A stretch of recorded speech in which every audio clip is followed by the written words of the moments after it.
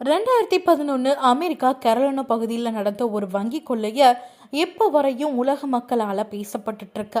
வங்கி கொள்ளையில ஈடுபடுற ஒவ்வொருத்தருக்கும் ஒரு பின்கதை இருக்கும். பிடிபடக்கூடாதுன்னு பல யுக்திகள் கூட பின்பற்றப்படும். ஆனா இந்த கொள்ளை எல்லாத்துலேயுமே வித்தியாசமானது. 59 வயது வேலையில்லாத ஒரு நபர், எழுத்தர், ட்ரக் டிரைவர்னு பல வேலை பார்த்தும் எந்த வேலையிலையும் நீடித்து வேலை செய்ய முடியல. ஆனா அது மட்டும் காரணம் கிடையாது. முதுகுல 2 டிஸ்க் ப்ராப்ளம் ஆயிடுச்சு. மார்பில் ஒரு கட்டி வேற. இடது கால் நடக்க முடியல. இதெல்லாம் பார்க்கணும், ஹாஸ்பிட்டல்ல காட்டணும்னா கையில பணம் இல்லை. கோபம் வந்துச்சு.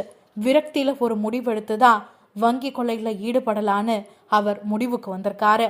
ஆனா வங்கியில பணம் கொள்ளையடித்த உடனேயே போலீஸ் கிட்டையும் மாட்டிக்கிட்டாரு.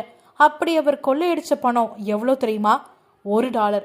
$1 நீங்க எதுக்கு இங்க வந்து கொள்ளையடிச்சிங்கன்னு கேட்டப்போ அவர் சொன்ன பதில் வினோதமா இருந்தது. என்கிட்ட